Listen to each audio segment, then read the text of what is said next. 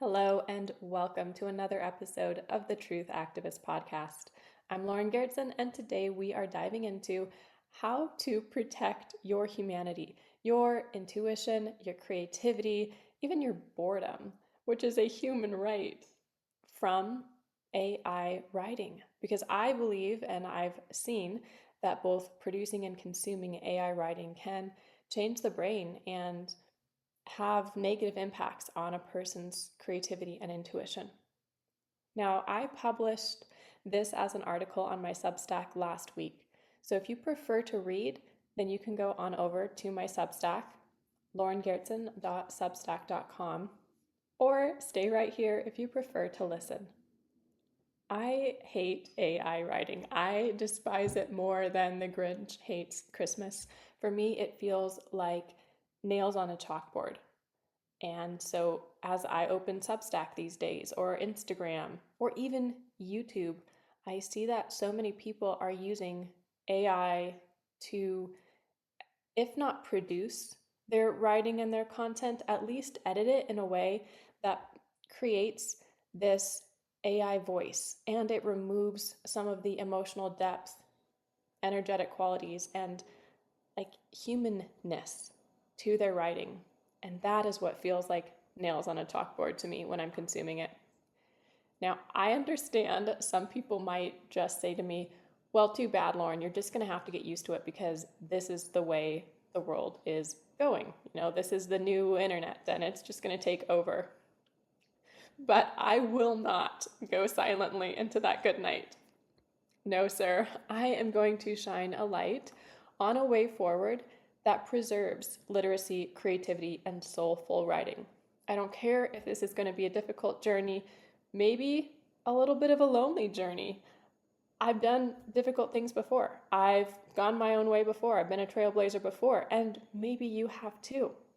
Okay, there's enough of us with a track record of building a new world when people are telling us there is no other option. You have to conform. You have to fit this new territory. Do we though? Do we? Or is that just the story that's operating within them and they want it to operate within us too? I see two major drivers towards AI adaptation, and those are efficiency and fear. So I've watched different advertisements pop up on as I'm watching YouTube for various AI courses. There's a master class on AI. Tony Robbins, the con man, if you didn't know that, he has his own AI training course now.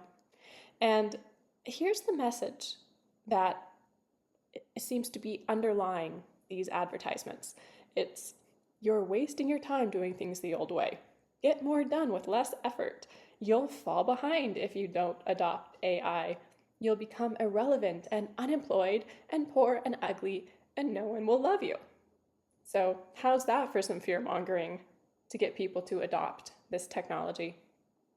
I saw an advertisement for Tony Robbins' AI training, and I laughed out loud.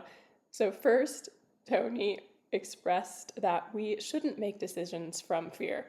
And then there was this fast montage of describing the unemployed, God-forsaken hell pit destined for those who don't hop on the AI bandwagon. I mean, this is a brainwashing technique. This is a manipulative technique. I mean, he might as well have said, have you accepted AI as your Lord and Savior? I just found it so funny and so transparent. I see the underlying drive towards AI to be all about efficiency and relevance, how to do efficient work and how to stay relevant in a changing environment and this unknown future. To this, I say, in the words of Bertie Wooster, in my favorite book series of all times, which is the Jeeves and Wooster series, and Bertie says, but what of the soul? We are controlled by the matrix to the degree we don't question our values. And you know what? Efficiency and relevance, those are values to question. Let's just not take them at face value. Let's look at what's underneath. Over the years, my work has challenged many values. that seemed good at first, right? But end up harming our health and spiritual well-being. For example, the modern beauty standard. This is based on a death impulse. It's based on an anti-human and transhuman agenda. And I have disseminated this at length in my book, The Invisible Corset, and on a previous podcast episode. So you can go check that out. It's just one example. If we opt in to that value of this modern beauty standard, we are harming ourselves, we're harming our families and our communities. So what if we looked deeper at this value of efficiency? We could observe aspects in society where a value of efficiency was unchecked by integrity, and it produced negative outcomes that we are trying to remediate to this day, and it's heavy lifting to do so. So remember Better Living with Chemistry and Monsanto and fast food and big pharma? All of those industries were based on a pivotal value of efficiency. And you know what? They do provide convenience. They provide efficient symptom relief, especially if we're talking about big pharma, but that doesn't actually equate to health and spiritual well-being and happiness. We're actually living through a reversal of the value of efficiency in healthcare and in food preparation. People are now recognizing and appreciating the health qualities of a slower natural lifestyle and slow food. The more I've come to exercise peace as a primary value in my life, the less I'm interested in efficiency.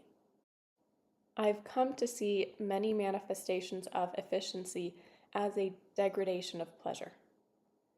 For example, I spent the weekend rereading one of my favorite novels of all time. It's called Gilead by Marilynne Robinson.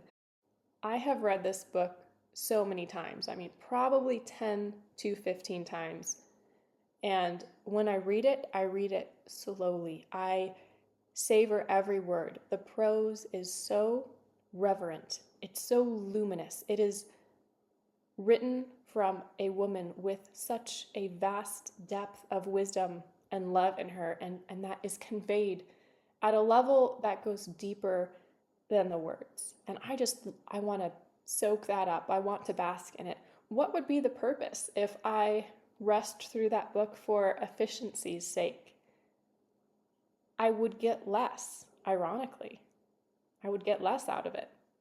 I've been making an experiment of living this way. Instead of trying to get through things, how can I find the beauty in the present moment?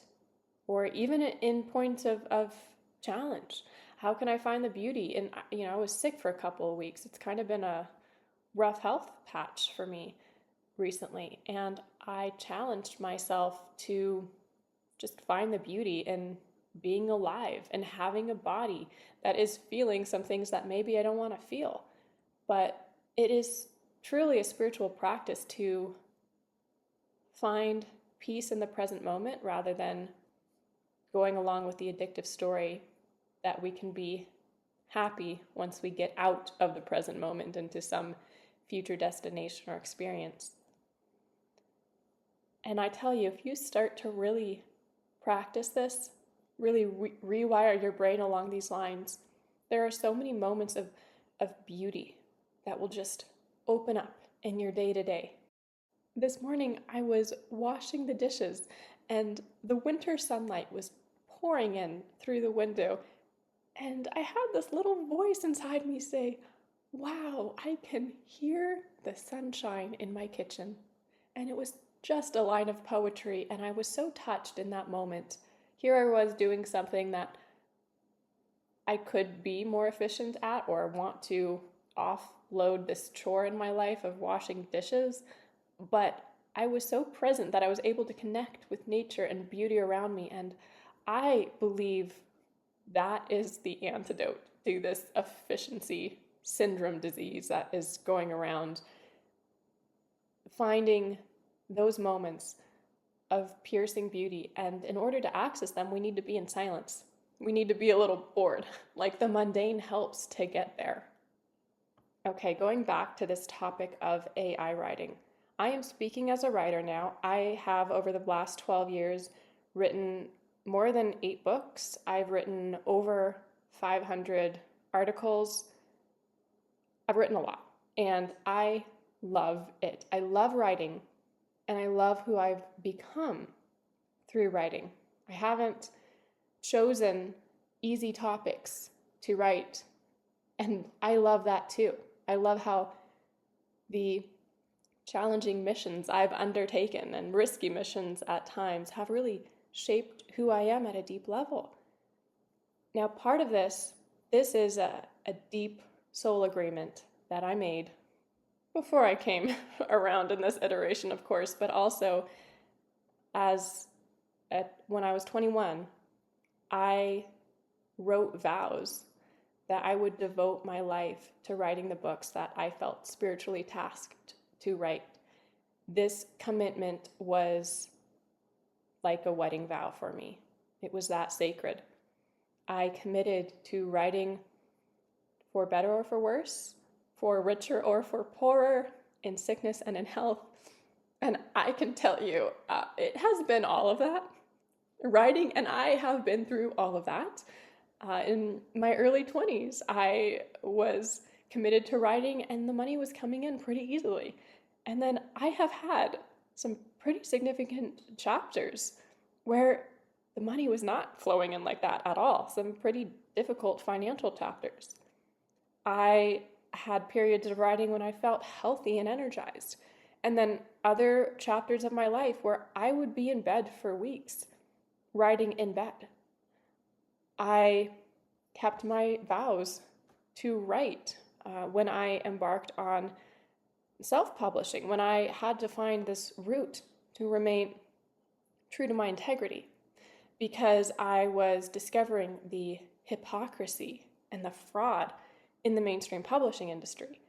I was taking a leap of faith because I had committed to show up to my writing as my best self.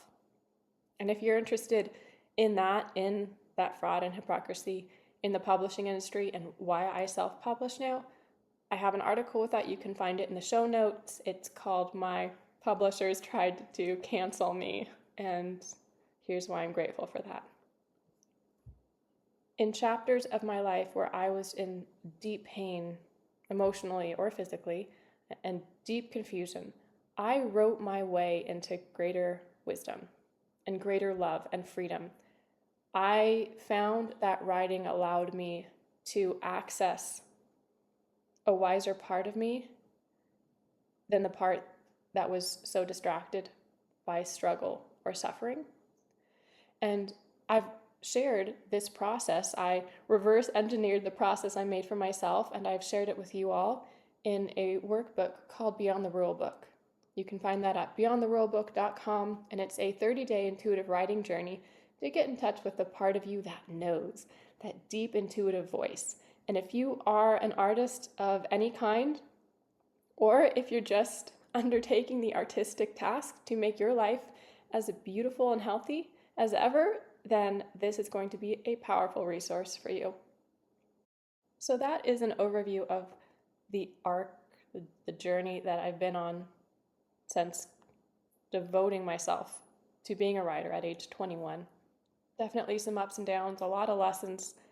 And once upon a time, I thought that I would have a sense of fulfillment from my writing when my books were selling tons of copies and I was making lots of money from my books. And people would recognize my name and I would be on the bestseller lists. Well, that hasn't happened yet. I don't know. You know what? I'm detached from it in a way I never thought I would be, which once would have horrified my old self. I would have thought, oh my gosh, I'm giving up my drive. You know, there is so much toxic messaging in the self-help world around how if you have a big purpose, you're somehow obligated to get it out in a big way because people need your message. And this is a great propaganda tool for coaches in that industry to make a lot of money on people's ego, because I see that now as God's job. I show up to my divine work. I do the creative work. I do the growth. I do the healing. And most of all, I learn how to subdue my raging ego so I can get that out of the way. But I don't see it in any way as my responsibility to get my work famous. And what a relief it is to be free from that. And it was a journey. I don't know how many of you listening can resonate if you're an artist, a songwriter, an author, and you're like, oh, I will feel fulfilled when I've, quote, made it. You know what making it is to me now? And I would never have foreseen this. Making it to me now means that at the end of the day, I can look at what I've written. I can look at the books on my shelf. I can look at the ideas that I've sketched out in my notepad. And I can say to writing itself, writing, it has been an honor to commit my life to you. Because through that commitment, I've grown and I've healed and I've gotten closer to God in ways that were once unimaginable to myself. That has been my greatest fulfillment as a writer and an artist, and I wish that experience for every artist, because it really heals that distorted ego that can get all wrapped up in our creative process and then hold our creative process and our self-growth back in some major ways. Here's the kicker. I highly doubt that if I had offloaded any part of my writing process to AI, I don't think I would have experienced such spiritual transformation. I doubt if I would have experienced such a sense of fulfillment, because the fulfillment was in who I had become and what I had grown through and how I had persevered and how I had honed my craft and developed wisdom and love that I could then distill into my books. That's the fulfillment. And what does AI do? It short circuits that growth experience for people. If you take out the hard and the difficult parts of making art, how does the art transform you? I love writing, which is not to say that writing has been easy for me. There have been some very, very difficult points in my writing career where I did not know how to move forward. And it actually took really big life changes, really big aspects of growth for me to move forward with my creative work. And again, you offload your writing to AI, how in the world is that supposed to happen? I mean, we're talking, I had to leave certain relationships. I had to follow my intuition and move places I'd never been on a whim, give up my physical belongings when I felt like I was giving up my security. All of that stuff has shaped who I am as a writer. Very difficult, rewarding, but surely difficult lessons. And like, I'm sorry, but if you're putting prompts into AI, if you're feeding your writing through Chat GPT to shape it, how is your art supposed to transform you, let alone transform other people, let alone touch other people with the depth of wisdom that can be imbued into words if you've actually lived it? There is something so rewarding in the struggle of producing art. I have come to love the difficulty of it. I love the easy chapters, but I've also learned how to love the difficult chapters. It's, we can learn to like what we don't like when we understand the purpose and the usefulness of it. And that's what I've done when writing gets sticky or difficult, or I'm navigating a territory or a major change like I did with moving from traditional publishing to self-publishing, or navigating this territory of getting content out that really goes against the mainstream, content that is typically suppressed by a lot of platforms. But that's a rewarding lesson. And I tell you, if you can do that, if you can learn how to love all parts of the process, even the difficult parts, you love them because it's changing who you are in this deep, healing way, then you can persevere in the process of making art.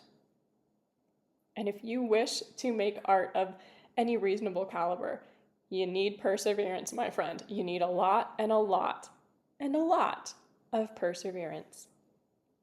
So I've talked about how my writing journey has positively shaped my character and my skill set. I want to talk about how AI can have negative impacts on artists, on their skill set and their character, their creativity and their mental well-being. So first, I see that AI, well, also I'll lump this in with social media use. And now, of course, AI and social media are being so integrated, it's difficult to find the line between the two. But social media use, especially short form video content, which I'm going to be talking about more in depth because I see it as really an addictive substance that's been introduced to humanity. Like, it's the newest drug. So when we are using shortcuts with AIs when it comes to art, when we are scrolling through social media, hijacking our dopamine system with these short form videos, I believe it has a negative correlation with organic inspiration and intuitive inspiration. There were chapters in my life when I used very little social media, and I tell you, I'm so grateful. I got through high school without a smartphone. I really was not attached to my phone. In college, I had started blogging, but I would, back in the golden days of blogging, I would hop on Facebook for half an hour a day and my business could thrive there. And I didn't have social media on my phone. So I feel blessed that I didn't have that influence for quite a while. And I look back in that chapter of my life before I put Instagram on my phone, for example. And I would have much more frequent occurrences of songs and poetry in particular dropping partly formed into my mind while I was doing nothing. And I realize now, when I look at chapters of my life where I was immersing myself and scrolling through Instagram and short form video content, that those experiences were far, far more scarce. Like, it really changed something in my artistic psychic wiring, which I believe everybody has, especially artists. But man, it's almost hard to put into words this difference that I felt. The experience that I'm describing is I would be walking in the woods or sitting and doing nothing, sitting on the beach or cooking a meal, and suddenly I would hear a rhythm or an echo of a word or two. And I knew this poem or this song existed somewhere. It existed in some dimension, and I could try to intuitively and psychically reach for it and recreate it in this dimension, midwife it into this dimension. And this is absolutely an experience that a lot of artists talk about. It's beautiful. It's beyond intellectual analysis, and it's very fulfilling to have those shimmering glimpses of real inspiration when so much of an artist's life is really just showing up doing the work when you're not feeling inspired, right? Just greasing the wheels, and you know the deal if you are in any of the arts. As another example of this phenomena, I remember the story of a poet, Ruth Stone, and Elizabeth Gilbert recorded this in her book Big Magic, which is a great book about creativity. And Ruth once felt a poem come into her mind and slip away, and she describes catching the poem by its tail just before it slipped away. So she ended up writing the poem word by word in reverse order. So there is something to be said for the fact that the role of the artist, which is ultimately to assist in expanding the consciousness of humanity, because the artist acts as this bridge, this psychic and intuitive bridge to bring into this dimension the inspiration that already exists in a different dimension. And what I found is that bridge erodes with AI use, with offloading our creativity, and also with consuming AI content as well. And I'm going to get into that in a little bit. My heart breaks for the poets, the songwriters, the authors who cheat themselves out of the experience of this psychic bridge because they don't know how to be in the silence. They don't give themselves the permission to be in that liminal creative space of daydreaming and boredom. And instead, they plug a prompt into AI. And you know what? They can produce something that sounds reasonably good. I have read a couple poems produced by AI, and they sound pretty good. But you know what? There's no substance there. It has no soulful depth. And really, how can it? How can it have any deep resonance of soul when it is the cumulative piracy of every real artist who went before them? Right? Let's think about this from an ethics standpoint.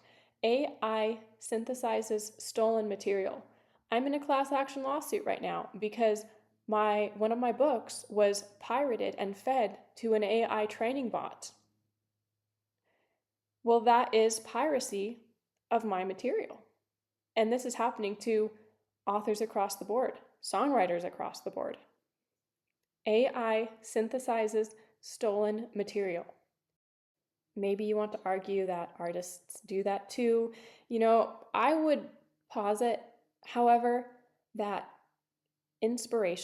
taking inspiration from another's work, is very different than piracy. Inspiration takes an artistic input and moves it through an alchemical process in one's heart and mind. Okay? I have been inspired consciously, and I'm sure unconsciously, by the authors that I've read most. I consider that very, very different than the piracy that AI is doing, right? These days, I open Substack or Instagram, and I feel so disturbed by much of the content. It's either AI altered, AI produced. I even have the same experience with YouTube recently, where I'm realizing some of the creators who I really enjoy watching are using AI to write or rework their scripts. So their voice doesn't even sound like their voice anymore. The words might sound good, but they don't feel good to me. The content lacks a certain substance. There is a weight, an immeasurable, intangible weight to words when they're written from a person's heart, when they have emotion and soul behind them. Can technology measure that? No. Can a person who is in touch with their heart and their soul feel that? Yes. And that's the ironic part. Those who do not value or no longer have a soul fail to realize that anything is missing here. Now, this does beg a longer metaphysical discussion for another time about soul loss. Soul loss and soul degradation is a phenomena recognized cross-culturally by indigenous cultures, cultures that were more deeply in tune with the psychic realm that modern science can't yet measure, and so it's been largely discredited in the Western world. But severe trauma, psychic warfare, substance use, and self-harming activities can all degrade and even shatter the soul. And that's why we find in global indigenous cultures a history of what is called soul retrieval or spiritual healing to correct this spiritual damage. I've observed that the most soulful and soul-connected humans I know are those most disturbed by AI. And I'll tell you, we can't really put our finger on it, but I've certainly had a handful of discussions with my friends, particularly the very intuitive women in my friend group, and we're all like, I don't really know what it is, but it just feels like there's a darkness here. And we can't put words to it yet. Will we one day? Maybe. But it's just this feeling. We feel something is missing. And I call that something the soul. AI poetry might sound good, but it lacks the underlying energetic fabric of lived experience.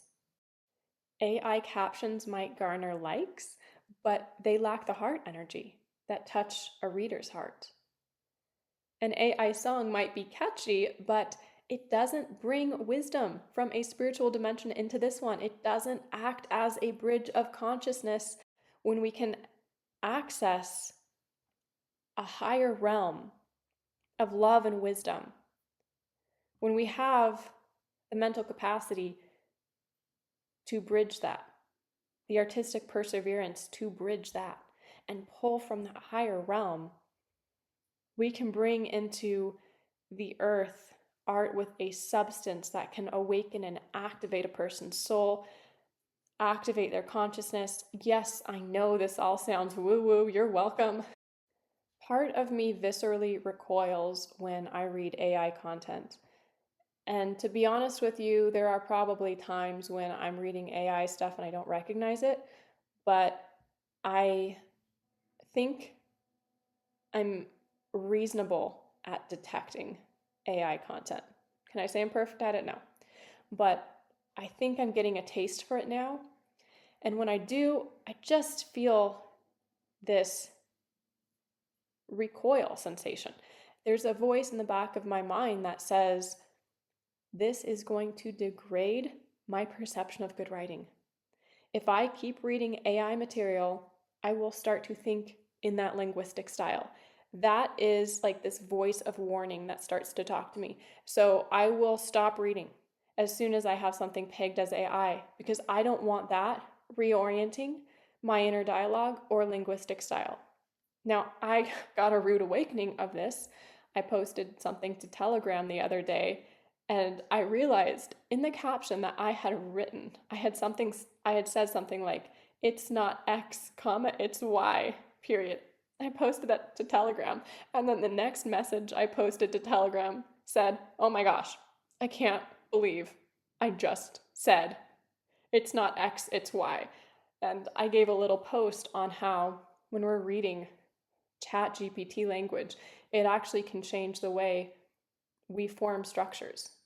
And of course, if we, guys, listen to this, if we change the way we form structures, we're going to form sentences, that can change the way we think. There is something so insidious here that I don't rationally and fully understand, but I do know that if we change language, we change the thoughts that are available to people. That's where I think we're getting into real risky territory.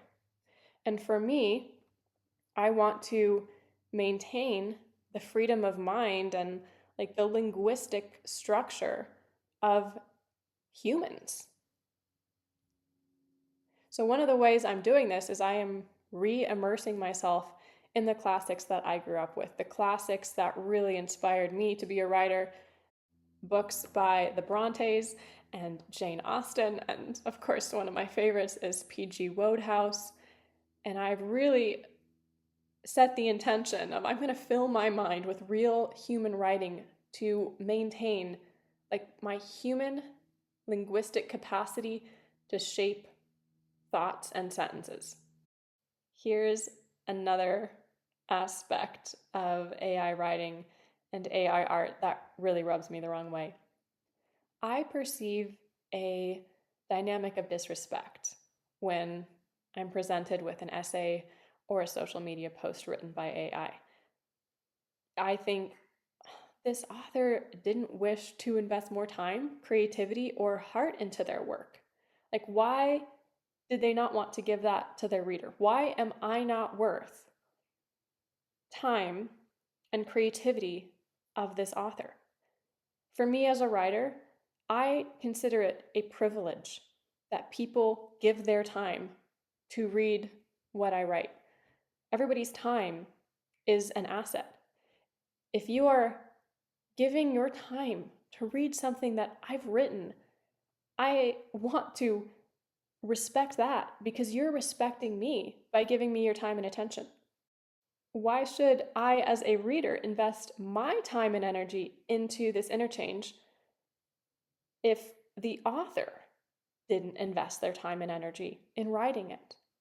It does not feel like a balanced interchange of attention.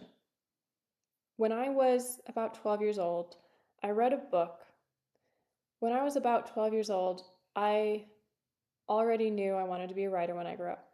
And I read a children's book called The Tale of Despero. It's by Kate DiCamillo, who, growing up, she was one of my favorite authors. I read every book of hers. And as I turned the pages in that book, The Tale of Despero, about a courageous mouse hero, I felt this lump rising in my throat. And when I finished the book, I could feel this ache in my heart that went deeper than time. All I can say is the impression that sensation made on me lives in me to this day. And it shaped my desire of the kind of writing that I want to do. That book struck a chord of memory in my soul.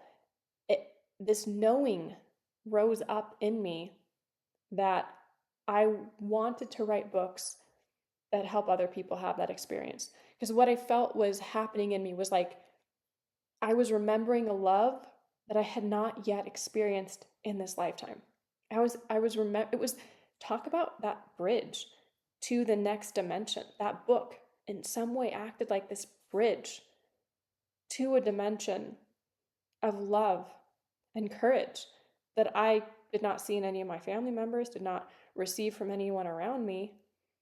Yet somehow the bridge offered me that book offered me a bridge to glimpse that love, to remember that love.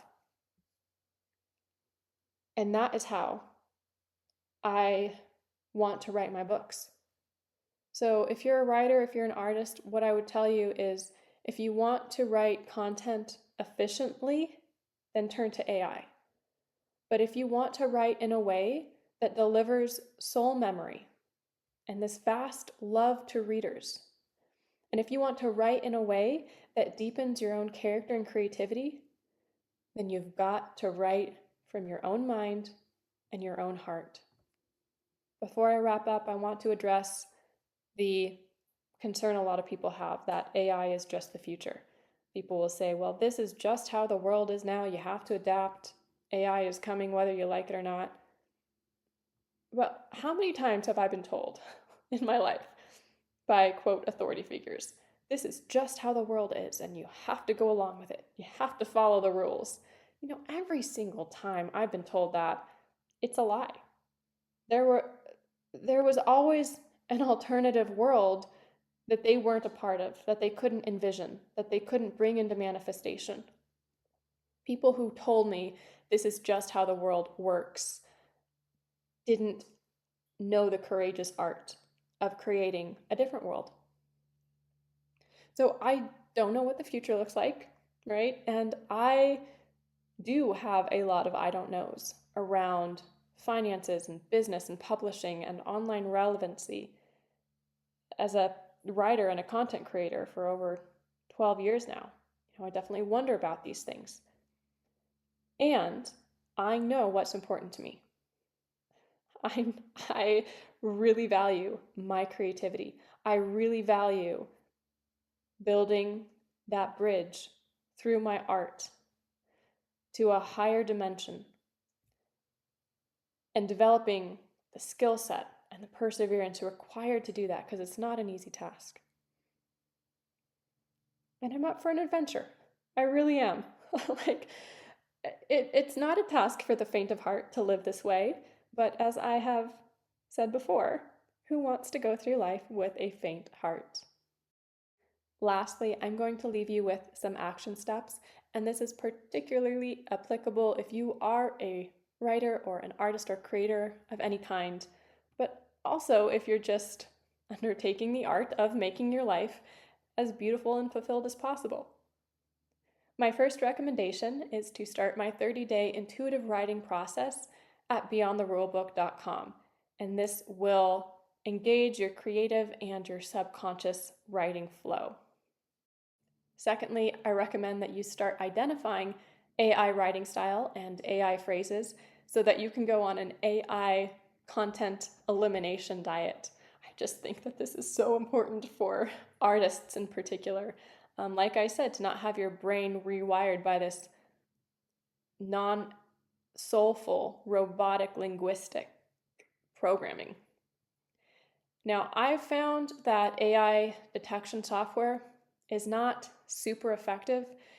I've tried it out on writing that my sense told me was AI, and it would come back with mixed results. I've tried it on my own writing. I've tried it on sections of the article that I'm basing this podcast on, and it came up with a few sentences registering as AI content, and I can guarantee you they were not.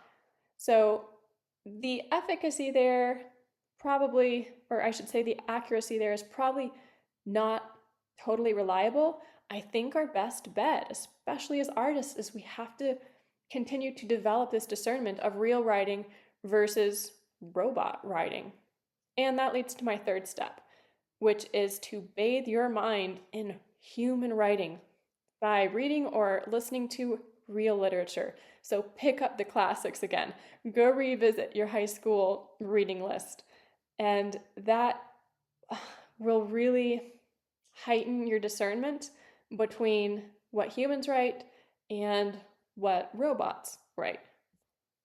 I am cheering for you if you are on a journey of bringing art and poetry and songs and writing to earth as your human self. I'm all for that. Thank you so much for listening, and I will talk to you in the next episode.